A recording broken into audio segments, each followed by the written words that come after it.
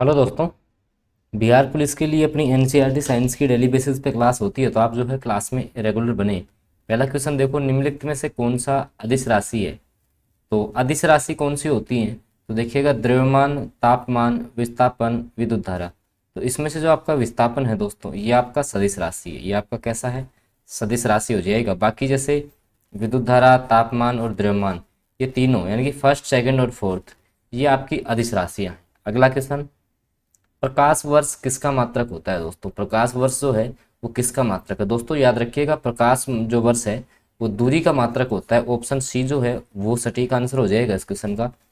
अगला क्वेश्चन दोस्तों, एक प्रकाश वर्ष निर्वात में प्रकाश के द्वारा तय की गई दूरी है जो 9.46 गुणा 10 की पावर -15 मीटर के बराबर होता है, याद रखना है। अगला क्वेश्चन है, निम्न में से कौन सा कथन सही है। देखो, पारसेक दूरी मापने की सबसे बड़ी इकाई है, सही बात है।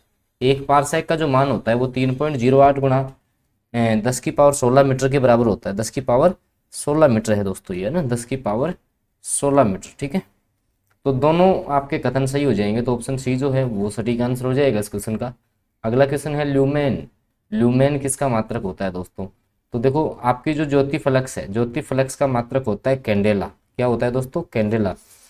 जबकि ज्योति तीव्रता का जो मात्रक है वो आपका ल्यूमेन होता है। ज्योति तीव्रता का मात्रक दोस्तों आपका ल्यूमेन होता है, आपको याद रखना है, ठीक है।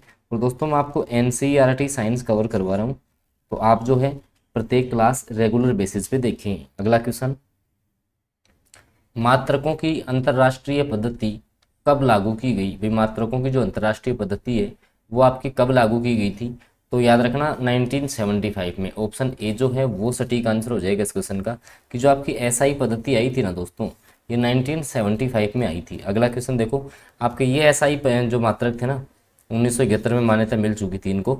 तो 7 मूल मात्रक थे, 2 इनके व्युत्पन्न मात्रक थे। अब देखो, मूल मात्रकों में देखो, जैसे लंबाई है, लंबाई को मीटर में मापते थे, द्रव्यमान को किलोग्राम में, विद्युत धारा को एम्पियर में मापा जाता था, समय को सेकंड में, तापमान को केल्विन में, ज्योति तीव्रता कैंडेला, और पदार्थ की मात्रा जो है वो मोल में, ठीक है। एक बार अपन इस क्वेश्चन को देख लेते हैं, मैंने क्या बताया इसमें। एक सेकंड, ये वाला कहाँ गया वो क्वेश्चन आपका, जो ल्यूमेन वाला था। देखो, ज्योति तीव्रता का मात्रक होता है कैंडेला, ज्योति फ्लक्स का ल्यूमेन होता है। बी ऑप्शन होगा ना, याद रखना थोड़ा सा। अगला क्वेश्चन देखो, यंग प्रत्यास्थता गुणांक। देखो, आपका जो प्रतिबल है दोस्तों, प्रतिबल समानुपाती होता है विकृति के। अगर साइंस आपने पढ़ रखी है तो विकृति के समानुपाती होता है। तो प्रतिबल, अब इसको जब हटाते हैं तो एक नियतांक लगाते हैं, जैसे वाई से डिनोट कर दिया, इंटू विकृति हो जाएगा। तो जो वाई है ना, ये आपका कहलाता है प्रत्यास्थता गुणांक। और इसका जो फॉर्मूला, जो आप मात्रक बन जाता है दोस्तों, वो आपका होता है न्यूटन बटे मीटर स्क्वायर। ऑप्शन जो सी है वो सटीक आंसर हो जाएगा इस क्वेश्चन का। त्वरण ज्ञात करने का सही सूत्र कौन सा है। देखो, आपने गति का पहला समीकरण पढ़ रखा होगा, v बराबर यू प्लस ए टी। अब जैसे यहाँ से ए का मान निकालेंगे, यू को इस साइड भेजेंगे तो v माइनस यू बटे टी हो जाएगा आपका। ये कौन से ऑप्शन में दे रखा है, देखो फर्स्ट ऑप्शन है, ऑप्शन ए जो है ना वो सटीक आंसर हो जाएगा, ठीक है। तो ये आपका त्वरण ज्ञात करने का सूत्र है दोस्तों, और आपसे पूछा भी यही गया है कि त्वरण ज्ञात करने का जो है सही सूत्र कौन सा है। तो गति के समीकरण आपको पता होने चाहिए दोस्तों। और मैं आपको फिर बता दूं, एनसीईआरटी जो साइंस है वो कवर करवा रहा हूँ, आप हर क्लास जो है रेगुलर बेसिस पे देखें। निम्नलिखित में से कौन सी भौतिक राशि की इकाई वही है जो दाब की है। देखो, दाब की इकाई सेम है। तो प्रतिबल, प्रतिबल एक तरीके से दाब ही है दोस्तों, प्रतिबल एक तरीके से दाब ही है। तो ऑप्शन बी जो है ना वो सटीक हो जाएगा इस क्वेश्चन का। अगला है रेडियो एक्टिवता का मापन, तो जीएम काउंटर, ठीक है। गूगल, मैं अभी इसके इसके बारे में थोड़ा सा मैं बता देता हूँ कि जीएम जो काउंटर का पूरा नाम होता है वो होता है गीगर मूलर काउंटर, और ये आयनिक विकिरणों का मापन करता है दोस्तों, याद रखना है। अगला क्वेश्चन, 1 किलोवाट घंटा ऊर्जा का जूल में रूपांतरित मान क्या होगा। देखो, 1 kWh है, ठीक है।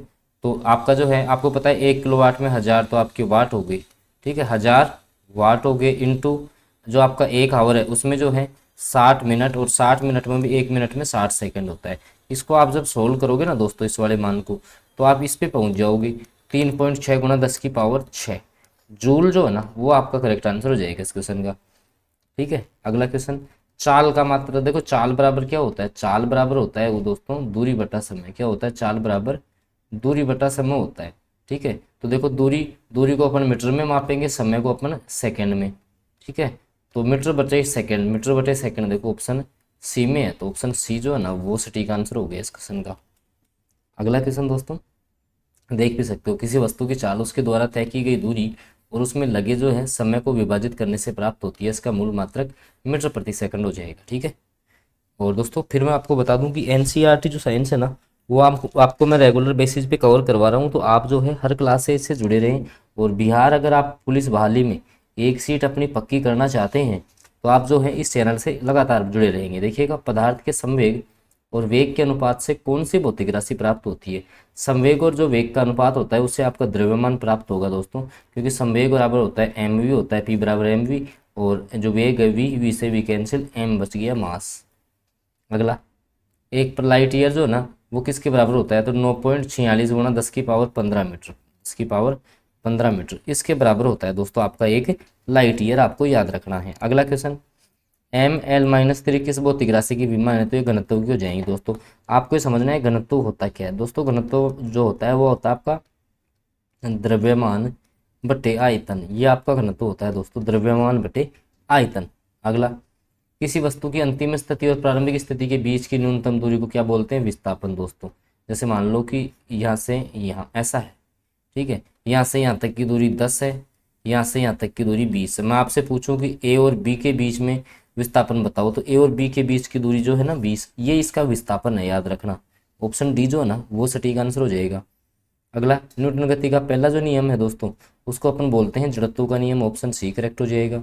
अगला क्वेश्चन है, किसी पिंड के उस गुणधर्म को क्या कहते हैं जिससे वह सीधी रेखा में विराम या गतिमान स्थिति में किसी भी प्रवृत्ति का विरोध करता है, तो वो जड़त्व ही कहलाता है आपका दोस्तों। ठीक है। अगला, अगर चलती हुई जो गति है गाड़ी है या वस्तु है उसका वेग 2 गुना कर दे तो जो उसका भार है वो 2 गुना हो जाएगा, गतिज ऊर्जा 4 गुनी हो जाएगी, क्योंकि गतिज ऊर्जा का सूत्र होता है दोस्तों 1/2 mv²।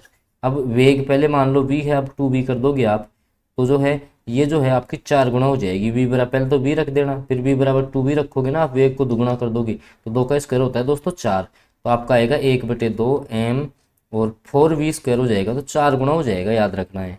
अगला क्वेश्चन दोस्तों, निम्नलिखित में से कौन सा न्यूटन का जो तीसरा नियम पे आधारित है, तो आपका जो है पानी में ब्रश का टेढ़ा दिखाई देना, ये आपका न्यूटन की गति का से संबंधित नहीं है, क्योंकि रॉकेट आगे बढ़ेगा तीसरे, भाई रॉकेट जितना बल ऊपर की तरफ लगाएगा उतना ही पीछे की तरफ मारता है। ऊंचाई से कूदने पे चोट लगे, क्योंकि नीचे भी जो फर्श के द्वारा भी आपके ऊपर बल लगाया जाता है, आप इस साइड कूदते हैं, बंदूक से गोली निकलती है तो पीछे की तरफ बंदूक आती है, झटका लगता है। तो तीनों उदाहरण तो हो गए किसके, न्यूटन की गति के तीसरे नियम के। जबकि पानी में जो ब्रश का टेढ़ा दिखाई देना है ना, ये अपवर्तन का उदाहरण होता है दोस्तों। किसका होता है ये, प्रकाश के अपवर्तन का उदाहरण होता है, याद रखना है। अगला, थर्म किसकी इकाई है, तो थर्म आपकी ऊष्मा की इकाई हो जाएगी दोस्तों। तो दोस्तों ये कुछ इंपॉर्टेंट क्वेश्चन थे जो मैंने डिस्कस किए हैं आपके साथ में। और दोस्तों आप लगातार अगर एनसीईआरटी साइंस पढ़ना चाहते हैं ना, तो आप जो है चैनल को सब्सक्राइब करके जुड़ सकते हैं। बिहार पुलिस की निःशुल्क तैयारी आपको यहाँ पे करवाई जा रही है, तो बिल्कुल आप जो है हर वीडियो के साथ बने रहेंगे। चैनल पे आप नए हैं तो भाई चैनल को सब्सक्राइब आप जरूर कर लें। साथ में आपको जो है बेल नोटिफिकेशन को ऑन करना है, ताकि आगामी कोई जो वीडियोज़ आएंगी तो उनकी जो जानकारियाँ हैं दोस्तों वो आपको प्राप्त होती रहेंगी। धन्यवाद।